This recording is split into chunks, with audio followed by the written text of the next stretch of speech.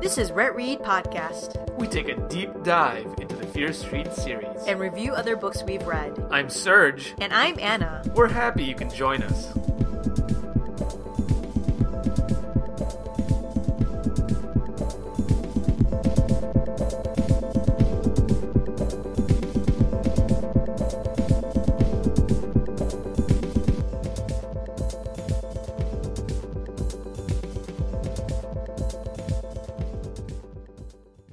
Welcome back to another exciting episode of RetRead Podcast. Yeah, it's great to be back. It's been a while. Yeah, so today we're going to be reviewing a book that Anna has recently read. And after that, we're going to conclude the 99 Fear Street series. The House of Evil, the third horror, the final installment that I know everybody's been waiting for. I did want to talk about this book. I rewrote this outline back in May. I ambitiously wanted to review this book that had just come out called How Much of These Hills is Gold. It is obviously no longer May 2020 when we're recording this, but I still want to review this book even though I've read many other books since. So it's called How Much of These Hills is Gold by C Pam Zhang, and it's her debut novel. Yeah, it's really too bad we didn't record this episode sooner, because I recall you had some predictions about how well this book would do in the book awards. Yeah, I started the review by saying, I'll be very surprised if this book doesn't make at least the long list for some 2020 book awards, and mildly surprised if it isn't shortlisted for something. I don't know why I sound like that, because I clearly don't sound like that. That's your hoity-toity reviewer voice. Yeah, but yeah, it's longlisted for the Booker, which I predicted. Amazing! What is this book about? In summary, it's about a Chinese-American family living in the West during the Gold Rush in the 1860s.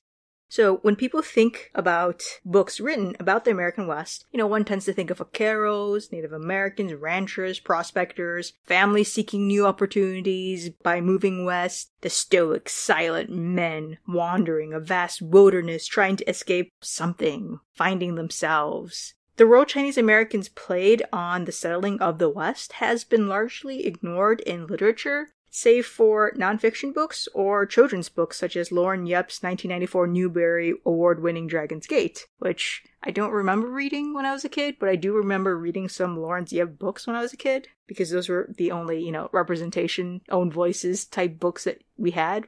So, like I said, this book is set in the Gold Rush era American West. While there are evocations of Wild West mythology that people would be familiar with and surface details, it invokes these tropes to be able to just subvert the expectations you have for this genre. And it forgoes the retelling of how white men conquered and tamed new lands, forgetting the fact that Native American tribes had been there for a while, but whatever. Instead, this book focuses on a Chinese-American family, and by doing so, it helps give voice to the people of color who made most of the sacrifices and shouldered a large part of the burden of, quote-unquote, settling the West. It's a book that doesn't hold back on commentary about racism, colonization, and exploitation of land and people, and it shines a light on the cruel disregard of human life and tactics used to maintain class inequality and white supremacy in a region where much of the labor was done by people of color. C Pam Zhang uses the book to explore other concepts as well, on the messiness of diaspora. The characters contend with such questions as, what land does a first-generation immigrant call home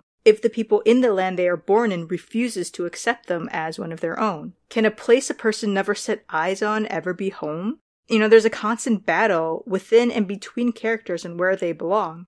And she also broaches the topic of gender and sexual identity with the younger child, Sam. So the book starts with siblings, Lucy and Sam, they're 12 and 11. They're impoverished orphan children of Chinese laborers who need to bury their father who has just died. And before they can do that, they need to find $2 silver to put over his eyes, which is one of the burial rituals passed on from their mother. And they need to find a place that's fitting to bury him. And that has them basically traveling nomadically in the West, while their father slowly decomposes in a trunk they've put him in, which is strapped to a stolen horse's back. And it actually, is reminiscent of Faulkner's As I Lay Dying, where the Bundren family must bring the matriarch, Addie, her unembalmed body to her final resting place. And as they walk, she slowly decomposes and just smells more and more. And there's, a lot going on that I don't want to spoil.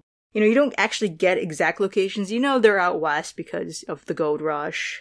You know they are Chinese American immigrants because of the untranslated Mandarin that shows up and the racial slurs being hurled at them. But actually, China, or Chinese, is never mentioned by anyone. Because you don't get, specific details of anything, it adds almost like a dream-like quality, and it gives readers a sense of real-world images because of some of the specificity, but also, a mythological quality. And this is only furthered by the fact that C Pam Zhang also adds her own mythology to the story, tigers that roam the American West. The way she weaves them in there, it becomes like folklore. It's a debut novel, and I felt like some things could have been, smoothed out a little better. But as a debut, I do think it's confidently written, and I think this is a story worth reading.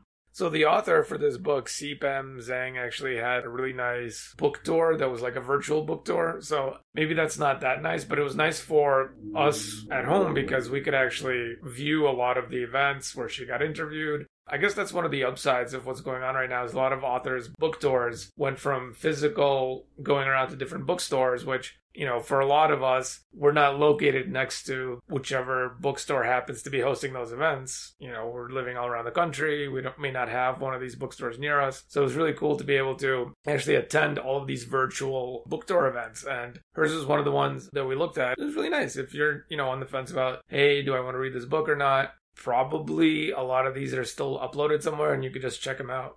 I think we watched the Literati bookstore interview with her, which is located in Ann Arbor. And I think we watched the Books Are Magic interview with her, which is a bookstore in Brooklyn. And remember, support your local bookstores. They need a lot of help right now. Yeah, a lot of the local bookstores now have a means whereby you can purchase books from them online. So definitely take advantage of that. And a lot of bookstores are actually opening up for in-person shopping as well. And definitely check that out. I think one of the big news stories this year is how Amazon is now sitting on $2 trillion or something like that. And Jeff Bezos is by far the richest human being that ever existed. You could throw a little money towards your local bookstore. You don't really need to support that big behemoth. Bookshop.org, I think, is the website to find a local bookstore. Just Google it. If you don't know where your local bookstore is, some of our local bookstores actually ship things for free. So, just ask us, hey, what's a local bookstore for you guys that, we could use? And we will definitely let you know. Let's say, hypothetically, you wanted to support our local bookstore. Yes, they're shipping across the country for free. Some places don't have local bookstores. Or, sadly, your local bookstore maybe went out of business already. Due no small part to Mr. Bezos and his giant evil corporation. Well, speaking of giant evil corporations... Right, the corporation, which I don't know if the corporation had anything to do with this, but right after the intermission, let's talk about Fear Street, 99 Fear Street, The House of Evil, the third horror.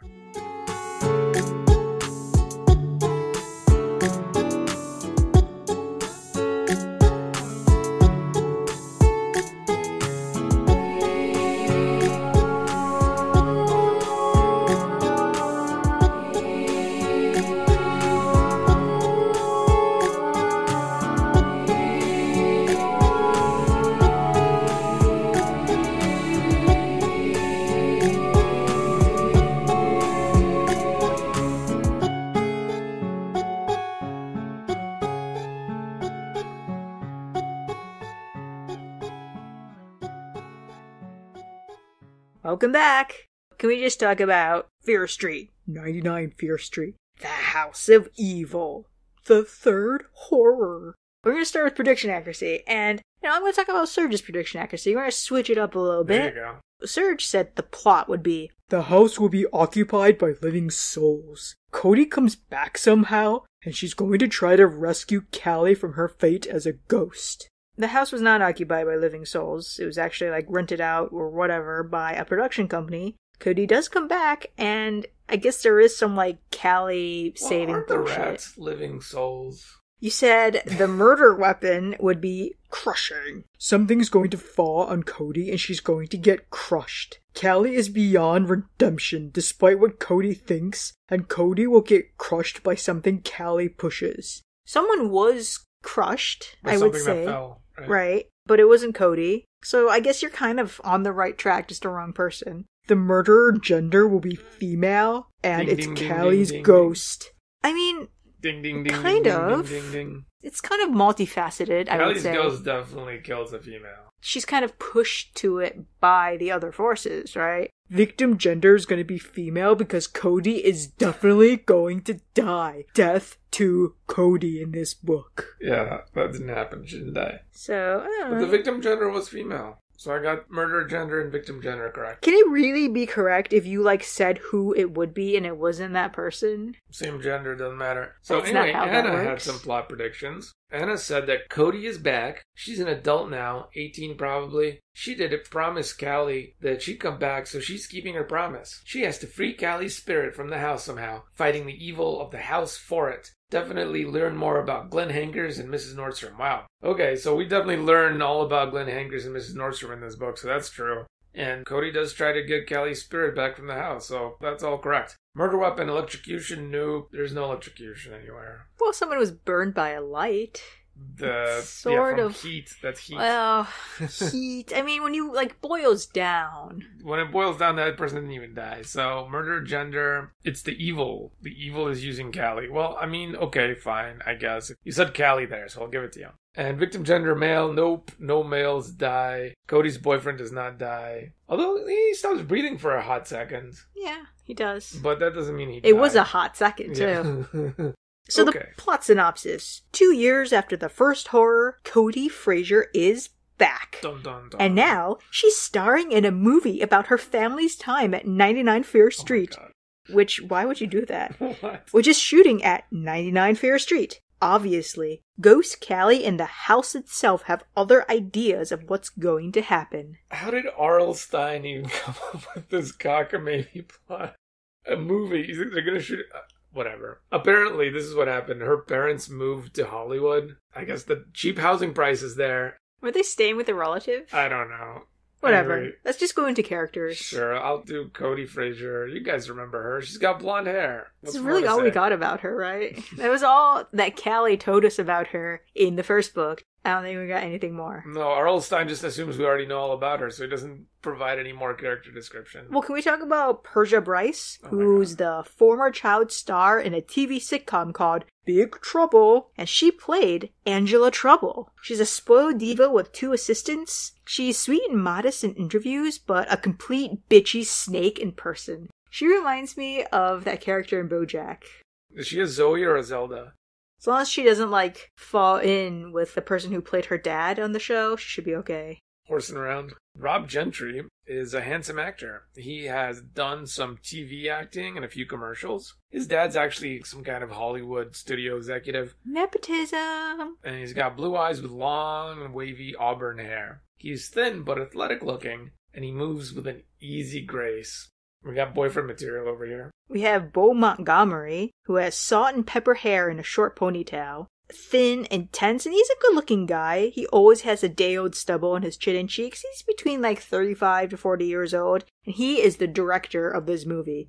And he's also one of the narrators of the story. But he needs this movie to do well because his last 2 movies were flops, and it's his last chance. Next up, we got Sam McCarthy. He's the associate producer, and all we know about him, he's got a round pink face with tiny blue eyes and stubby white hair. We also have Ernie, the special effects dude. Looks like a squirrel with short brown hair. He's got pouchy cheeks and 2 front teeth sticking out. And we have just a list of actors, like Burt Martindale, who's the actor who's going to play Mr. Frazier. I mean, at this point, why not just cast Mr. Frazier, right? He's got twinkling blue eyes, thinning blonde hair, and a warm smile. You have Marge Anderson, who's the actress playing Mrs. Frazier. She's frail-looking with short blonde hair. And then you have Noah Klein, who's playing 10-year-old James. Well, the reason you can't hire Mr. Frazier is He's because he's missing, blind. yeah. Anyway, Glenn Hankers is back, the handyman from the last 2 books, and he's described as a young man with straight black hair, black mustache. Guess who else is back again? Mrs. Nordstrom, the housekeeper. And she's a short, squat, gray-haired woman. Mr. Lurie is also back. He is the real estate agent who has been, pawning this house off on one unfortunate family after another. So he's pale, has round black eyes. That's it for the cast of characters. Before we go any further, I would like to give a shout-out to our very special sponsor for this episode, the Division Street Drive-In Movie Theater. You can drive in anytime you like, but you can never leave. Now we get to the in-depth plot. And Cody starts us off by looking up at 99 Fear Street where, she gets to reminisce about her horrific experience in the house. And she's still pretty traumatized. Understandably so, I think. Her brief bit of introspection comes to an abrupt end when Persia Bryce just comes and shocks her out of her daze. Persia comes out and she's super combative, super dismissive, really demeaning, rude, and just ends up storming into her trailer. Next, we switch to Bo Montgomery's point of view. The studio wanted him to film at 99 Fear Street, on location, because apparently it'll be better publicity. Though Bo says No it's way. because, because the studio doesn't want to spend any money building sets or hiring a real actress. He actually wanted Winona Ryder instead of Cody. Bo is in a state of panic because of the state of the movie. He and his producer explore the basement to figure out how to set up scenes, and they get surrounded by rats who start attacking them. They fight off the rats and barely make it upstairs. Cody hears about the rat problem and shudders as she remembers all the rat problems her family had. Apparently, it never got fixed. Cody is comforted by Rob, who has been flirting with her since they met this week. They get some coffee, and he calms her down a bit. He tries to convince Cody that, Persia is just jealous because Persia wanted to play the part of Callie. She deserves it since she was the bigger star, but for some reason they gave it to some nobody, Cody, just for some publicity reasons. Rob just tries to say, no, you'll be fine, and I'm sorry you're back at this place where you have horrific memories. Cody took the part for two reasons. One, it was an incredible opportunity. Her family was destroyed because of the house, and this was a chance to do something. Two, she made a promise to Callie that she'd come back one day. The vision of Callie at the window when they were leaving still haunts her to this day. It is like a throwback to book one where Callie was in the window as the surviving members of her family were piecing out from the house. Rob is called away and Cody's left by herself and her own thoughts about her family's time in the house. She thinks back to how they should have left the moment her dad saw the 3 heads in the attic. That's 20/20 hindsight. There's many moments where they should have left. Yeah, when their dog disappeared randomly, but they could still hear it barking in the walls. Cody looks up, she thinks she sees Callie, and she's not sure if she saw Callie or it's just Persia again. But, the reader knows that it's actually Callie, and Callie is thrilled that Cody is back, and her excitement sends an electric charge through the house, destroying the spotlight the crew is setting up. Callie has no sense of how much time has passed. She just knows that she finally has a chance to exact her revenge. Because Cody was always jealous. And now she gets to pretend to be a movie star while playing Callie in a movie. What a bitch. Well, Cody is going to be known as the actress who died making a movie about Callie if Callie has it her way. She's part of the house, part of the evil. She is the evil and the evil is her, and Cody will pay. Cody is running to the house trying to open the door because she's like, oh my god, I saw Callie, I'm gonna get her. But Callie's keeping the door closed on the other end. It's like a little tug of war. Cody puts her entire body into breaking down the door, and Callie is like, haha, I gotcha, and she makes spikes come out the front just as, Cody's trying to, push it open. Cody just dodges out of the way just in time as all these spikes go, come out the door and, punch through the wood and stick out. Bo hears Cody's screams and comes running over, and he stares at the spikes, which look deadly. And he calls over Sam McCarthy and starts reaming him out for setting up the prop spikes early. And obviously there are no spikes that were supposed to be set up. This is ghost nonsense. And McCarthy keeps telling Bo that, hey, there's no spike scene. And Bo keeps telling him to get the checklist. And, they just go back and forth and whatever. Well, they both kind of just shrug it off and just go to the kitchen, which I feel like this is a really big thing to just shrug off. But that's just me, right? So anyways, they're checking out the garbage disposal in the kitchen, and it's been rigged to reenact when Anthony's hand was completely mangled. And Cody's actually having some PTSD. As soon as she walks in there, she just relives his memory, because it's obviously embedded in her brain. So they try to walk through the scene with Rob. There's a special glove positioned in the drain, it has blood all over it, and the fingers are chewed up. And Rob just has a really bad feeling about it. He doesn't want to put his hand in the glove. He just thinks it's like an awful idea because, they didn't actually remove the garbage disposal. They just shoved something in there. Yep. Like, I'm not entirely sure what the plan was, but whatever. Sam McCarthy's like, listen, I'll just show you how easy it is. He, shoves his hand into the glove. This is the associate producer, right? He's not even a special effects guy. I know. Maybe he's also the special effects guy. I don't care. I don't care enough to look. So at the same time he's shoving his hand into the glove, Cody just feels like she's being pushed from behind, and she bumps into the front of the sink. This book is so ridiculous. Cody let out a startled cry as she felt someone push her hard from behind as she bumped the sink front. Her cry was instantly drowned out by the grinding of the garbage disposal as it churned to life. The grinding became a roar. McCarthy's mouth dropped open. The cigar stub fell into the swirling water in the sink. The swirling red water. An almost inhuman screech burst from deep inside McCarthy as he bowled back, falling away from the sink. His arm shot up in the air. The rubber glove dropped to the floor with a wet smack. McCarthy grabbed his wrist, holding the hand high above him, staring at it, howling like a wild animal. Cody swallowed hard and stared at the hand. Blood spurted up from the air, flowed down McCarthy's arm, red as a raw hamburger. McCarthy's fingers fell loosely on his cut and mangled palm. No, Cody thought. No, this isn't happening. This isn't happening again. Then McCarthy's howling drowned out all other thoughts.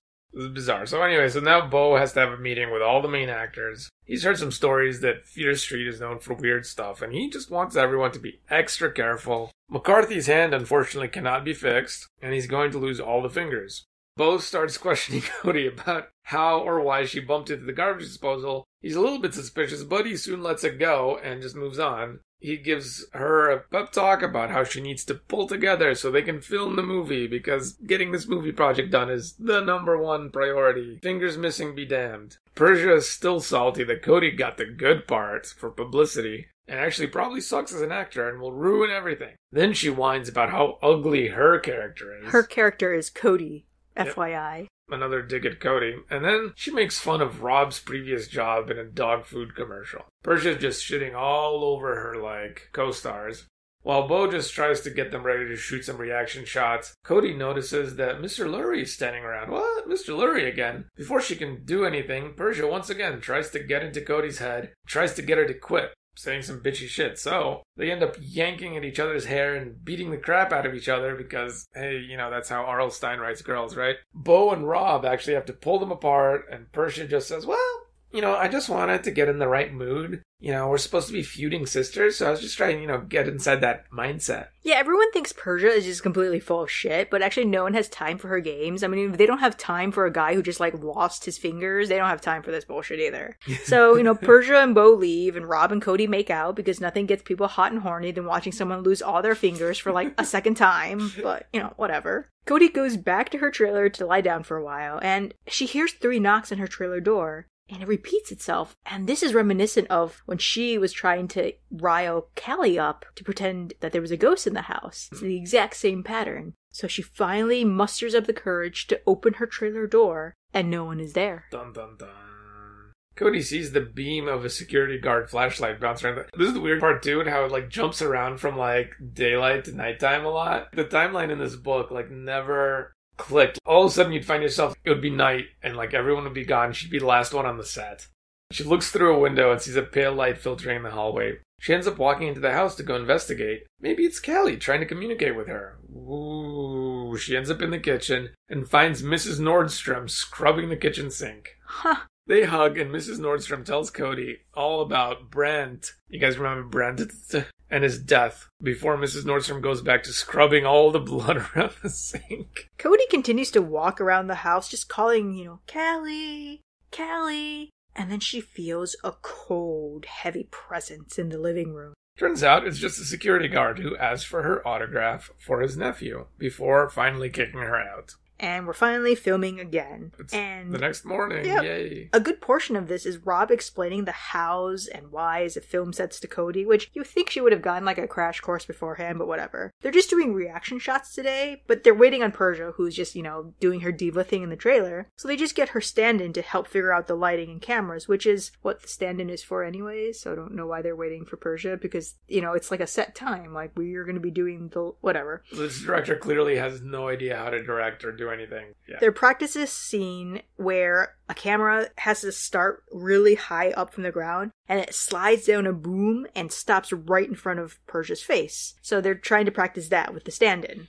Obviously, it does not go well for the stand-in. The heavy camera never stops and slams right into her face and head. Yeah, this is really graphic, actually. But what happened is, I guess somebody tampered with the equipment. Whoops. The security guard immediately rats out Cody and says, yep, she was around last night. She was right around the equipment. And everyone suspects that Cody has it in for Persia and was trying to murder her. I guess that's fine. If you suspect that, you should probably call the cops. But they don't. As everyone runs towards the EMTs working on the stand-in, Cody walks back into the house, to the kitchen. Cody knows that it's the curse of 99 Fear Street, but no one would believe her. As she contemplates in the kitchen, she notices that the refrigerator door is slightly open, and she sees the light on, so she checks inside the fridge, and oh my god, it's Callie's moldy face staring back at her, and she screams, and Bo and his assistants rush over, but it's only a prop head. Yay, another bus. Thanks, Arlstein.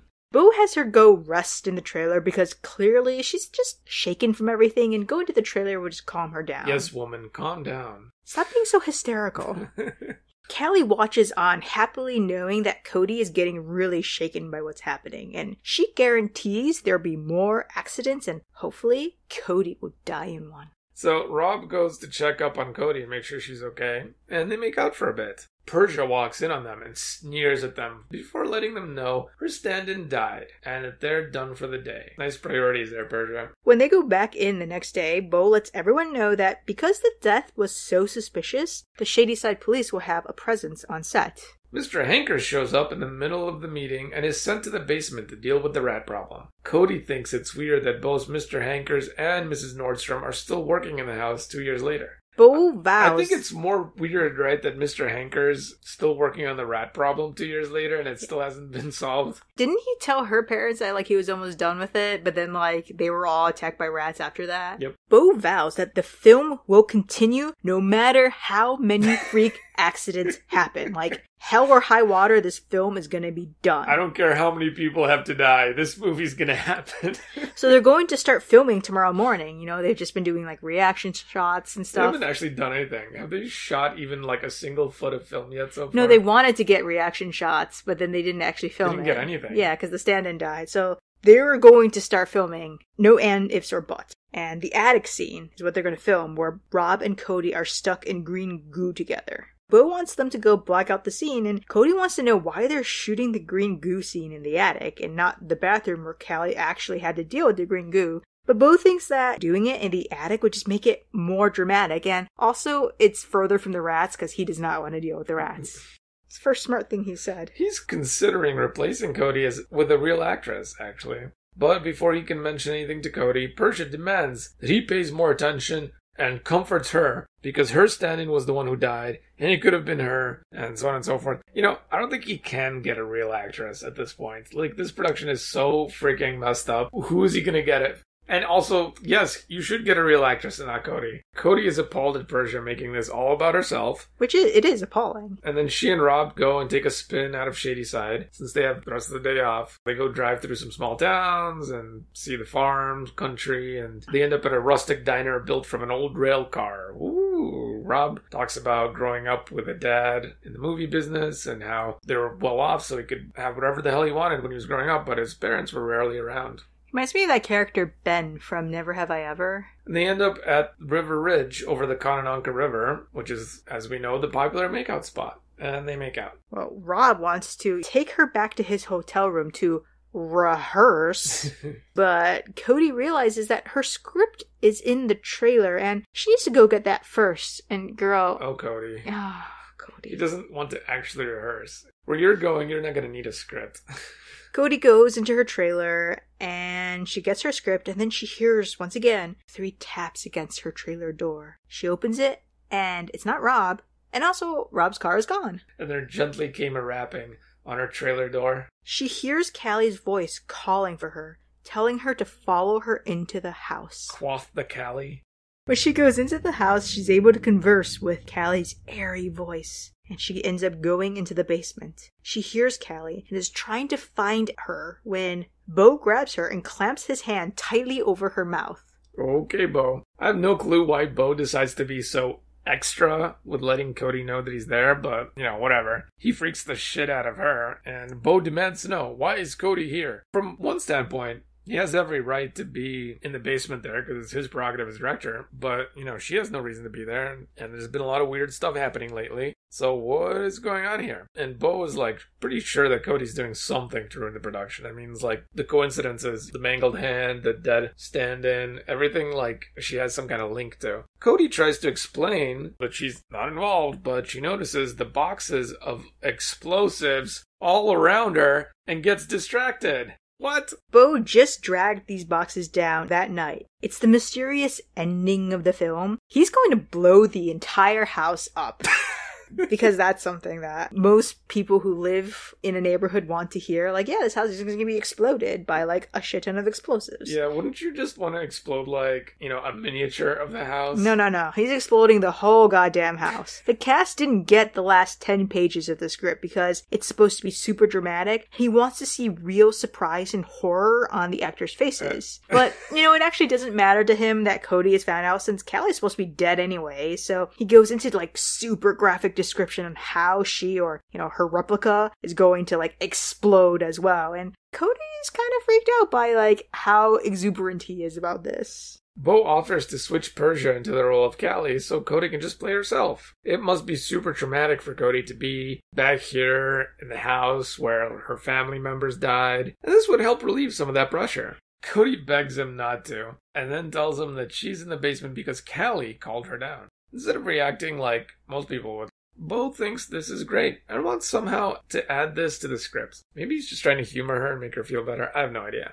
They don't get very far into this discussion because they get, guess what, attacked by an angry horde of rats. Obviously, this book, I think out of all of the books, has the most hordes of rats. So, a first in this series, Bo is very angry about the job that Mr. Hankers has been doing. He must be in over his head or something. Also ironic, because Bo is also way in over his head. Bo then goes on a rant about how he needs production to be disaster-free from now on. And Callie is obviously listening and has something planned. We're finally in the attic for this epic goo scene that we've been promised, right? It's the green goo. And they're making sure all the equipment has been double and triple checked. And, no more of this, hand mangling or face crushing. Yeah. We're done with that. Yep, it's gonna go fine, I'm sure. Bo is still a little unsure about Cody's mental state, but he is too busy making sure everything is ready because they only have one take. Why would you have your amateur actress be in this critical scene where you only have one take? Well, the thing is, the goo would take hours to clean up, and a second take would just be a disaster. This is poorly thought out. Rob walks in, and Cody begins to question why he left without her the night before. Rob said that, well, Cody, actually, you ran to the car and you told me to leave, so I went back to the hotel. Bo wants to make sure Rob and Cody are ready because this is their one shot. Even though, for some reason, he didn't actually block the scene out with them the day before when he said he was going to. Did they just go for a drive instead of blocking the scene out? Okay. He shows them the 4 goo ducts. When they throw the switch, goo will come pouring out very quickly. So this green goo is lumpy like oatmeal and is very thick. And there's enough goo for it to come up to their knees. And he needs Rob and Cody to look terrified and surprised when it reaches their ankles, and they need to really act like they're struggling to get out. So the crew leaves for a quick break, which leaves Rob and Cody time to rehearse their scene. Perfect. They start making out.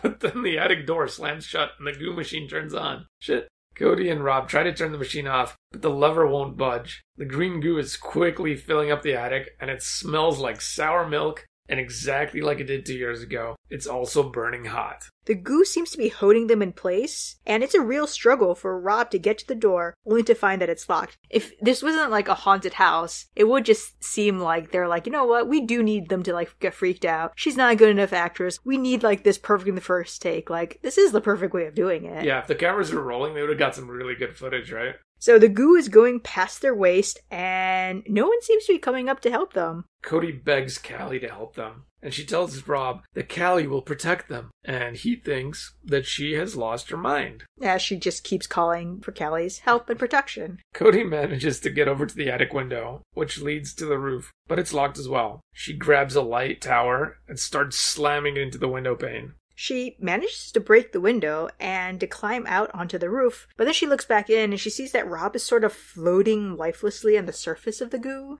She gets his head lifted out of the goo and then manages to like tug him over to the window and get him out of the attic. And she has to give him CPR and manages to resuscitate him. Wow. A Fear Street resident or former Fear Street resident actually has some, like, first aid skills. Well, you would think that after what she went through is like, learn all the first aid. The next afternoon, Bo is pacing furiously because it's been a shit show. Persia basically says to his face, yeah, this is a farce. What are you doing? And why are you wasting my time? It is actually a farce. Like, she may be, like, a bit, but... She's got a point. Bo says there is no choice. They have to make this film no matter what. He's like gone full Captain Ahab at this point. And on top of that, they need to rush production because Rob's dad is going to have this place swarming with lawyers in no time, and they're going to sue for every penny the production is worth. Bodes really well. Yeah, Rob's currently in the house doing well, but still in a little bit of shock. And Ernie, the special effects guy, was fired because of, the malfunctioning machine. Cody sees Callie in the wisps of light and gets distracted from Bo's pep talk. Bo gets her attention again so they can block out the dinner scene with the rest of the actors. There will be absolutely no slip-ups allowed. I've heard him say this before. Persia goes to Cody and tells her that they've changed the scene slightly. See, Persia wants Cody to sit next to her instead of across the table from her. She wants them to be arguing about who gets to give the dad the carving knife, just to show how competitive they are. And Cody thinks this is completely ridiculous. No siblings are like this, but Bo loves it as a way to show character development. And, I'm beginning to think, like, this movie's gonna suck for so many reasons. Even if there were no problems, this movie was gonna tank. Cody looks at the prop knife and has a sinking feeling about it, but can't figure out why. While they're, waiting for filming to start, Cody takes a nap in her trailer after they block that scene out. And she knows that she wants to find Callie that night. She wakes up when it's dark out and goes into the house yet again in the middle of the night. And Callie's voice guides her to the basement. Cody's super excited to be able to talk to Callie, and she races to the basement. Yeah, that would not have been my reaction. Hasn't Cody noticed that, every time she hears Callie's voice, bad things happen afterwards? Yeah, I mean, she's got to know that, all of the bad shit that's been happening is, Callie, right? But maybe she thinks it's just the house. I don't know. She goes past the explosives that have been wired for the end of the movie. Why are they already wired? They haven't filmed anything yet. For the end of the movie, you haven't done squat. She goes past the explosives and stuff, and then she goes to a narrow doorway against the far wall. She's never seen this doorway before. She hears scuttling from the rats, but that doesn't stop her from entering this closet-sized room with a bare light bulb and a three-legged stool. And now we're in a James Bond movie or something. This is where you keep James Bond. Callie appears and Cody pulls her sister into a bear hug. A cold mist sweeps over Cody, and a shadow looms above. Okay, skip to tomorrow. They're filming the dining room scene, and Bo is desperate for everything to go right. He was on the phone with studio execs during the night, and he made all sorts of promises that, everything's going to totally well. This dude lost his fingers, this person died, this person almost died, and we're probably going to be sued for everything, but we'll definitely have everything tomorrow. Going great. Yep, we're filming already. Persia is snarking on Cody for various reasons because, that's all she ever does. Bo wants to block out the knife scene between Persia. He's always blocking shit out. This guy's okay, first of all, I don't know, if blocking out is a big part of movie production, but it seems like R.L. Stine thinks it is, the end-all, be-all of all movie production. But yes, Bo wants to block out the knife scene between Persia and Cody. The really dumb one? Where they both vie to be the one who passes the dad the knife? So Persia continues to snark on Cody during this entire thing because she has nothing better to do. Bo gets them to start the scene, and Cody grabs the knife and plunges it through the back of Persia's hand, pinning her hand to the table. And everyone freaks out, and Cody says that, she was sure it was supposed to be a prop knife. It was totally an accident. Everyone else is running around screaming to call for a doctor, while others are trying to pull the knife out of Persia's hand. No, just leave the knife in there, guys. Wait for the paramedics. There's a lot of wailing from Persia. Bo pulls Cody aside once the paramedics come on the set. He tells her this film is jinxed, and it must have something to do with Cody. She lived in the house, experienced the evil, so it must be following her around. It's obvious since the horrible things only seem to happen when Cody's around. Bo fires Cody. Cody refuses to leave. She grabs a big glowing spotlight and swings it into Bo's face. She then presses the light against his face until his skin starts to sizzle. Right before he loses consciousness, he hears Cody cheerfully call, "Wrap!" for the day. So quite obviously, Cody, the Cody we're interacting with right now, it's actually Callie. Real Cody is still in the basement, tied on the stool with a handkerchief around her face. Cody knows that Callie must be wreaking havoc upstairs because she could feel Callie's evil, anger, hatred when Callie's shadow loomed over her and passed through her or whatever. And she's trying to figure out what's going on upstairs when, once again, she hears the rats scuttling in the walls around her. Well, she's able to somehow, get herself to a crack in the wall and peer through it and see what's there. And there are rats on the other side, but there's also a conversation going on. Mrs. Nordstrom is sitting on a stool and feeding the rats in a room, along with Mr. Hankers and Mr. Lurie. First of all, how many rooms are in this basement? Well, they're in the main room, right? With, the explosives? And she's in the closet room? Cody is disgusted at the sight in front of her, but she can't stop listening because she hears them talking about Callie. There's an exposition dump in their conversation about how easily manipulatable Callie's spirit was in doing evil things. There's really no explanation as to how, and Cody doesn't really want to figure it out. Then she notices that Callie is standing right in front of her. Cody thinks that Callie is going to kill her, but instead, Callie just lets Cody go. After all, she's already ruined Cody's life enough. Callie tells Cody everything that she has done. Cody excuses Callie because it's obviously the evil of the house and, those 3 rat champions or wherever the heck they are. So, that kind of goes with my prediction that it was the evil of the house working through Callie, but, whatever. Well, that's just what Cody wants to believe. Cody tries to tell Callie what's going on about Hankers and Lurie and Nordstrom and how they're controlling her. How Anthony's story about how the house was built on graves means that the house is an evil place filled with more evil. And Cody gets Callie to just peer through the crack and look and listen to what they're saying. Callie softens immediately and tells Cody she's going to get her out of this house. And then Callie leads her right to the 3 rat people. Cody is incensed at this betrayal, but Callie just tells her to run up the stairs and she'll protect her. As she runs up the stairs, she looks back to see Mrs. Nordstrom, Mr. Hankers, and Mr. Lurie turn into rats. Their rat forms and the rat army they summon to try to attack Cody surge up, but Callie is protecting her. Cody makes it out of the house into the front yard when there's a huge explosion. The roof shot up, shattering as it flew, rising above the dark trees. And then a wall of flame rose over the house, a roaring tidal wave of fire. No! Cody couldn't hear her own terrified wail over the crackling thunder of the blaze. Squinting into the fiery red brightness, she began to see dark shapes, rat bodies, thrashing wildly, flying helplessly in the raging flames, hundreds of rats, shooting skyward in the fire, sizzling, burning as they flew. Cody felt her stomach heave, felt the disgust rise up in her. She couldn't take her eyes away from the fiery sky, from the charred black rat bodies that flew over the roaring flames. And then, human forms twisted up in the fire, black shadows, the dark tortured spirits of those buried under the house, men and women wailing and howling, thrashing in the flames as they rose higher, higher, higher, and disappeared into the starless black sky. Cody cried out as a wall crashed to the ground. Red embers shot out in all directions. Gripped with horror, she stared as the mournful howls faded into the roar of the flames. stared as the tortured bodies twisted up into the smoke-blackened sky, stared as the wall of flame swallowed the house, consuming the evil, burning it all away. Or so we hope. The book ends with Rob and Cody in her parents' apartment in LA.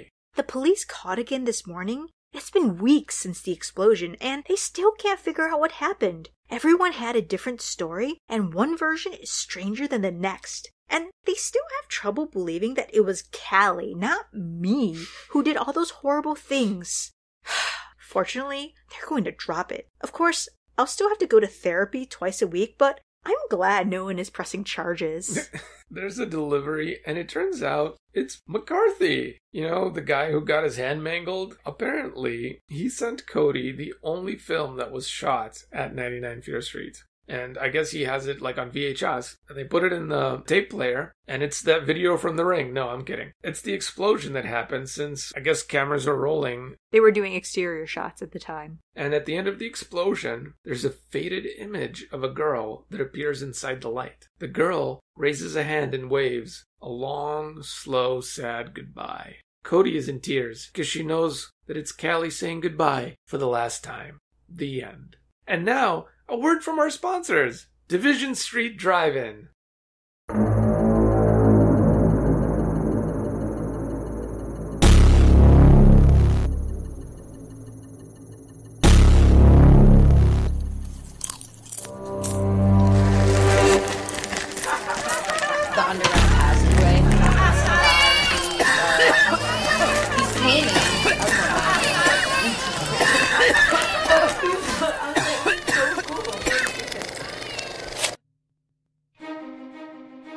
In a world where the big screen experience is being ruined by other people, enjoy a cinematic experience from the comforts of your own car. Come stop for the night to see our shimmering lights. You bring the snacks, you bring the alibis, we'll bring the flicks and the nice surprise. There's plenty of room to park your car. You can find a space wherever you are. Division Street Drive-In. It's a lovely place. You'll never want to leave.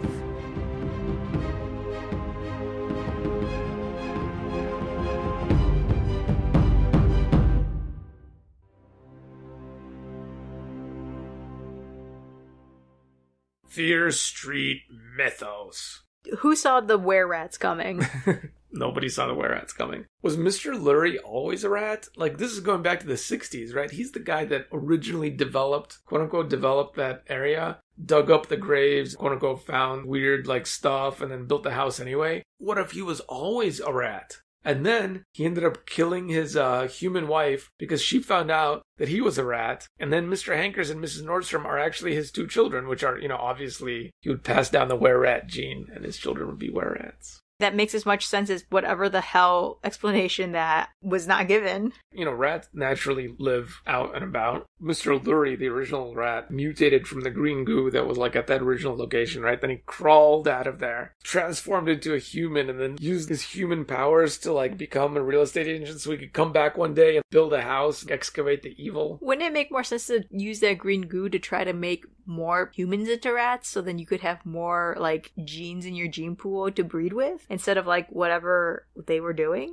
Yeah, I don't know what they were doing. This doesn't even make sense anymore. I mean, the green goo makes a comeback. The green goo and the three were-rats were the constants in this entire thing. So maybe it's got to have something to do with the goo. And we already talked about the goo. I think you said it was, like, definitely, like, a form of the mineral. It's like, you know how the turtles became Teenage Mutant Ninja Turtles because of, like, the goo? Yeah, the rats became But those are, like, primitive transformations. Rats. It seems like these three have the ability to just go back and forth as were-rats, right? Yeah. How does that benefit? It also explains how they disappear and then reappear all the time. Because they just turn into a rat and become a rat for a while. What would they have done if, like, someone didn't hire Mr. Hankers to, like, take care of the rat problem, just bought a ton of rat traps and, like, rat poison, just threw them down there themselves?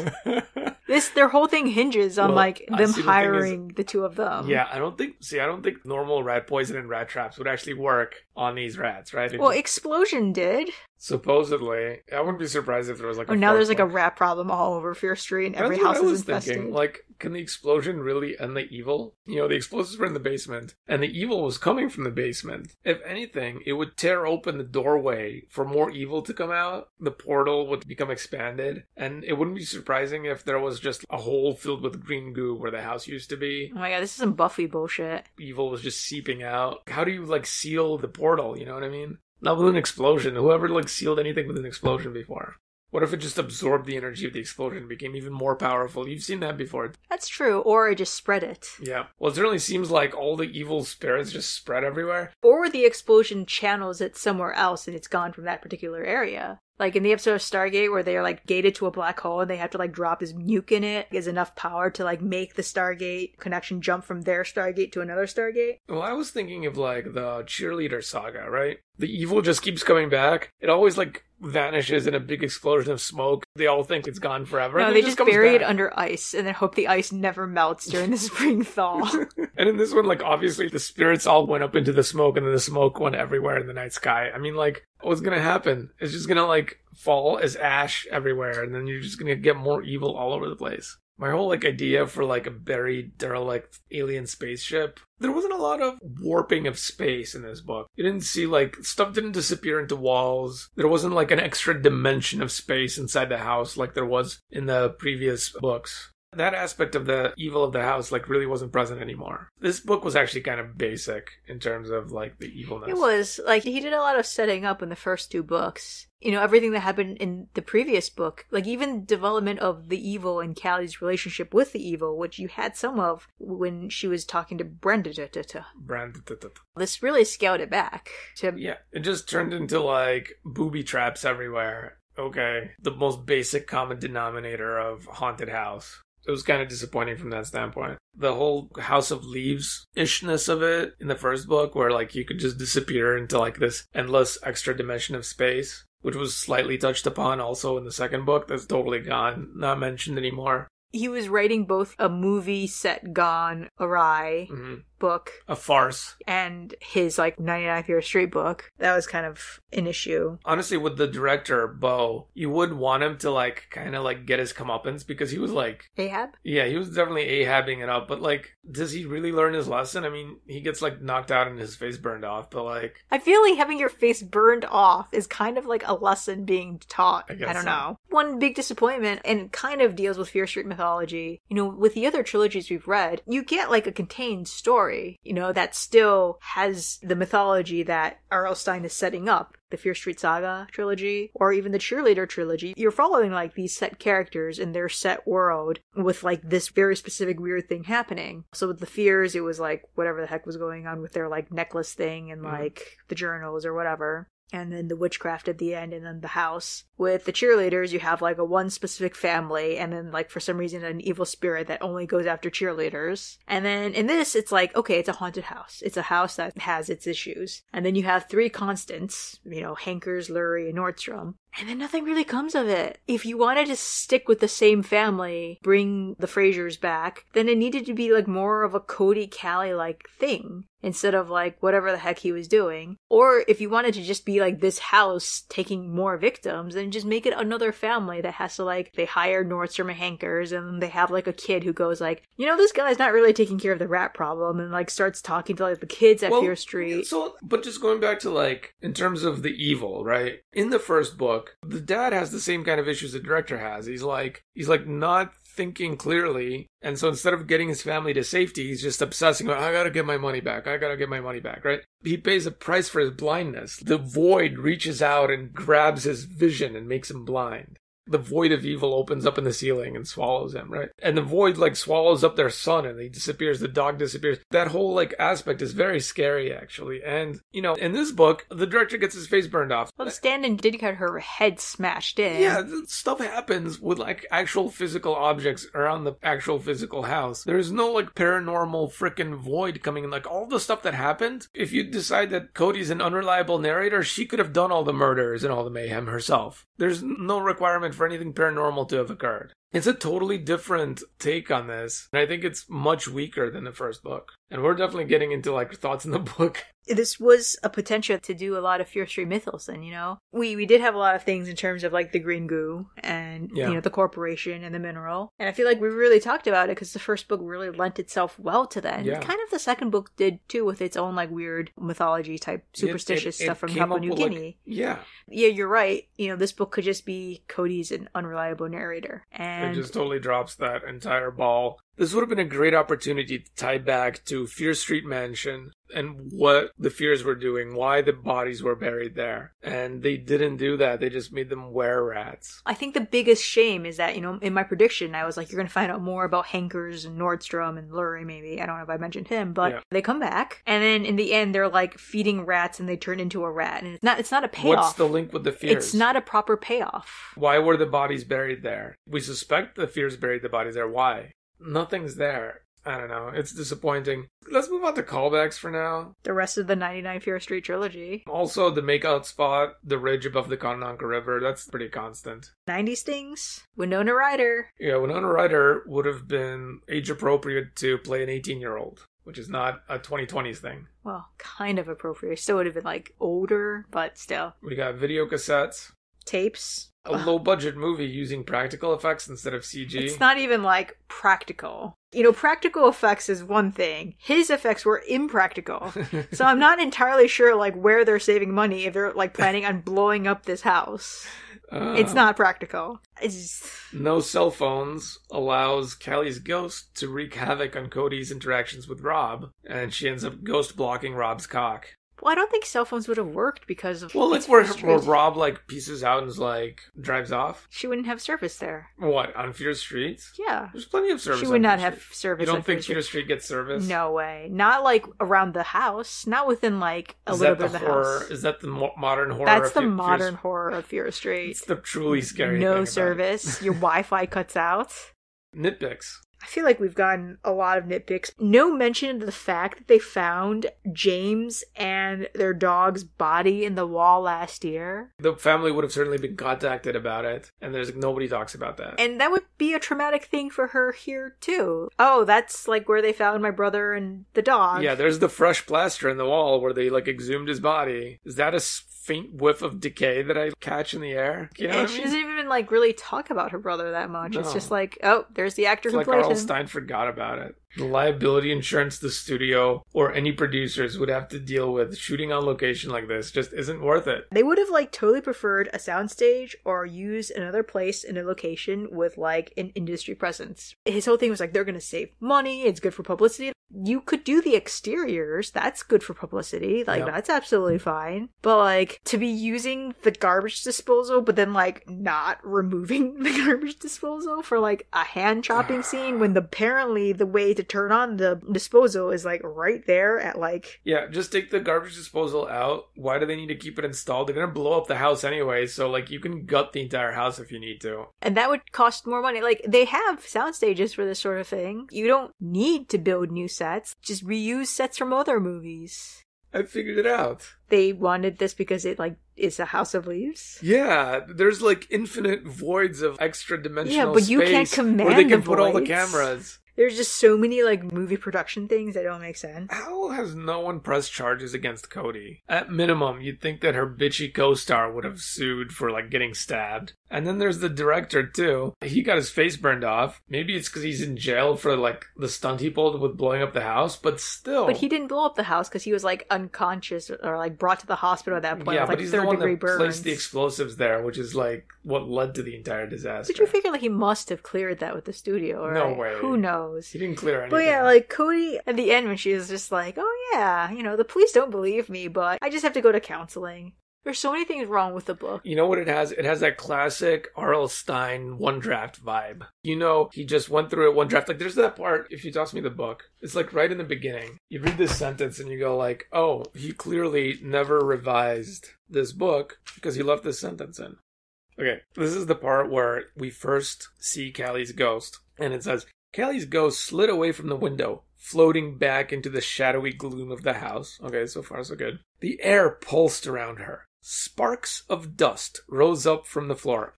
What's a spark of dust? There's no such thing as a spark of dust. Didn't she, like, have, like, an electrical thing that sent, like, Yes, surges through the house? Yes, the electrical thing happened right after that. The dust became electrified. So now they're sparking. Sparks of dust. I don't know, maybe I'm just being too listen, nitpicky. motes of dust is the correct phrasing of that for dust, but sparks of dust You could say the motes of dust sizzled with an electrical energy as they rose up around her. Something like that. Well, that is, like, too much editing already. How much thinking did you put into that? Maybe too much. Clearly too much. Too much. I don't know. It's just like, I just feel like there were so many missed opportunities in this book. We already talked about a few of them, with the evil taking a back seat to just a bunch of stupid booby traps, but how about the ending? Callie's character, has this redeeming moment. I didn't think it would happen, right? I thought she would be evil forever. And it's established in the first book that after she turns evil, she's supposed to have no emotions other than the evil, other than the rage. But it's represented inconsistently through the books, because in book 2, she's actually trying to get with a guy because she's lonely. So why is she feeling loneliness? I don't know. I thought all her emotions were gone. Thought she was supposed to be only capable of feeling rage, right? So in this book, we see her turn from evil towards good at the end, kind of like a Darth Vader moment. It should be a really important scene. It should be emotional. It should be impactful. But Stein kind of just blows right through it. And the possible emotional impact of it is squandered. He squanders this opportunity. Well, I think it's even worse because he does that bus thing, right? He makes it seem like Callie is bringing Cody to the rat trio, and then she's like giving her up, and then all of a sudden it's like, now run. And it's like, wait a second. It's very abrupt. Yeah, so it's just really messed up. In the first book, I remember feeling like really bad for Callie and how she died, and just feeling bad for the whole family. You really identify. I mean, it's the first time you have a main character die and you see their death portrayed from their point of view. You're like inside their head as they die. Wow, good job, R.L. Stine. You did something cool with your series. Something new that's happened 40 books in, but hey, an original thought floated through your head. Great. So let's stick with that. Let's build off of the fact that now we're identifying with this character and get this story arc. And this is supposed to be the conclusion of the arc, and it's just like, just falls flat on its face. You get more from that scene at the end where she's waving, her ghostly apparition is caught on film. That's a cool touch. But think about how much more impact it could have had if he had just maybe rewritten the basement scene like one more time. He did do something good in terms of Cody's motivation is Callie. She constantly says, like, I want to see my sister. Yeah. I'm here because I promised my sister. And she always wants to think the best of her. Even when Callie's doing heinous shit, she's like, no, that's not really her. That's the evil. She never gives up on her. But he doesn't do enough of that. The whole, like, rat sequence in the basement is just really poorly done. You're right, he needed to rewrite that. There needed to be, like, one emotional moment between the two sisters. Yeah. Because you've been waiting for this the entire book. You don't have that narrative arc that's satisfactory in any way, shape, or form. You don't have the conclusion of the rat trio. That makes zero sense. They're all just rats. Ha ha ha. How did you not know? Yeah, I mean, how much of it is not being able to even suspend your disbelief because of this stupid film production, which just doesn't make any sense and is in no way believable that this could actually happen in real life? That's definitely part of it. It's really a letdown. I feel like we both really liked the first book. Okay, so how many rat swarms out of 5 would you give this thing? On the Fear Street scale, I don't even think it deserves any rat swarms, to be honest. Like, they show up so many times, and they took all the rat swarms I had to give. I was gonna give it a rat swarm, but it got exploded.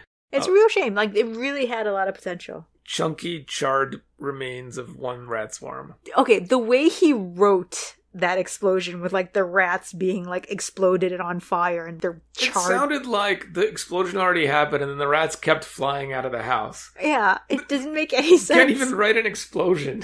Was he trying to say that, like, they were just in flames and trying to escape the flames or something? Yeah, but then, like, the spirits of the dead people were flying up too, so maybe it was, like, just the spirits of the dead rats flying? I don't even know. Next up, this is actually kind of exciting. We got another sequel coming up. Fear Street, The Wrong Number 2. And I know we all really loved the first Wrong Number book. Would love to see those characters come back. The first Wrong Number book was up there. Very memorable. Still think back to it these days. Those characters get referenced a lot in the throwbacks. Let's look at the cover. Fear Street, Wrong Number 2. Call waiting to kill. What? What? So you have Dina and Jade, who were the main characters in the previous Wrong Number. I assume there's two girls. I just assume they're Dina and Jade. So they're sitting on a couch. They've got one of those stereotypical phones. It's like... Wasn't the premise last one that, like, one of them got this really fancy phone from her, like, Well, dad? this just looks like one of the really stereotypical phones. It's like the tan phone. One of them is holding it, and then both their ears are up against each other with the phone in between them, and they're, like, scared. They're wearing, like, something I expect their mothers to wear, and the artist did not do a good job with them, to be honest. One of them is wearing a jumpsuit, which, it is back in fashion now. Oh, the window is open behind them. I think, or is it? No, that's a fireplace. You know what I think is going to happen? Santa? Yeah, I think somebody's going to crawl into the house. There's going to be somebody, like, coming into the house through, like, either a window or, like, a fireplace. So that's my plot prediction. What's the plot? That's just the only plot? No, okay, so fine. So one of the characters also gets, like, a new phone that has, like, the call waiting feature. Maybe this time they're getting prank called instead of making the prank calls. And then they're, like, really freaked out by it. Murder weapon. Ooh, is a Duffy. I'm gonna say the murder weapon will be strangulation. And the murder gender will be male. And the murder victim gender will be female. Strangulation with what? With a phone cord. So we're back with Dina and Jade. I don't know. I think they learned their lessons from, like, making prank phone calls. Yeah, I agree. That's why I think they're getting But I prank think calls. it's like a I know what you did last summer type thing. It's about what happened last time. And, like, maybe the person they, like, put away. Remember how they were, like, hiding on a tree and the guy was, like, chainsawing the tree and the place there? So I think, like, maybe that guy died or something like that. And it's, like, a callback to the first book. But, like, something about that is, like, coming back to haunt them. Murder weapon? Someone's gonna die, and I think it's gonna be blunt force trauma to the head with something. Can't be bothered to think of what. Murder victim is going to be, I think it's gonna be a woman, and I think it's gonna be a guy doing the murdering. Alright, predictions are now set in Carbonite, and we will re-examine these once we read the book. Thanks for listening. See ya. We hope you enjoyed this episode of RetRead Podcast. Join us again as we continue our journey down Fear Street. We love hearing from you guys, so feel free to reach out to us at RetRead Podcast on Twitter and Facebook. Email us at ret.read.podcast@gmail.com. Don't forget to like, rate, and subscribe. Once again, thanks for listening. See you again soon.